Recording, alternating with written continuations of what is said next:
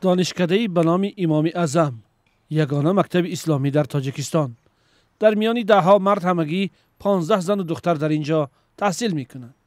این سال داخل شدن توسط معلومات دویم و موافق نقشه قبول ما 30 نفر میتوانیم در یک سال به معلومات دویم داخل کنیم که تنها اینها با واسطه امتحان‌های مخصوص و صحبت قبول کرده میشوند.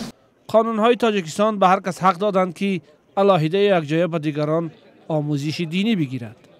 بیشتر مدرسه ها یا خانه بیبیاتون ها جای تحصیل دینی دختران بود. حالا اکثر مدرسه ها بسته شدند و تعلیمی بدون اجازه جزا دارد. رئیس کمیته دین نبودن این گونه مؤسسه ها را مشکل خاص نمیداند. عموما نه تنها در تاجیکستان، در تمام عالم، نه تنها سمت تحصیلات دینی، اکثر ساحه‌های و سمت‌های است که مردم به شکل تحصیلی بردوام یا که تحصیلی تجدید شونده همین خیلی رو آورده ایستادن. اگر برای یک مثال عادی گیریم، مثلا شبکه‌های اجتماعی در دلخواه چی از روانشناسی سر کرده تا مثلا چی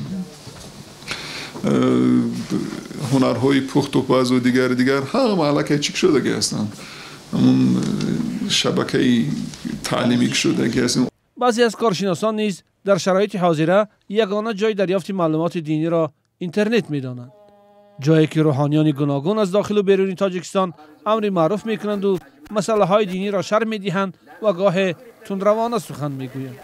حالا مدرسه محکم نمی‌مانند، در دیگر جا نمی‌مانند. اینترنت هست، یوتیوب هست، دیگر وبسایت‌ها، تورنمه‌ها هستند.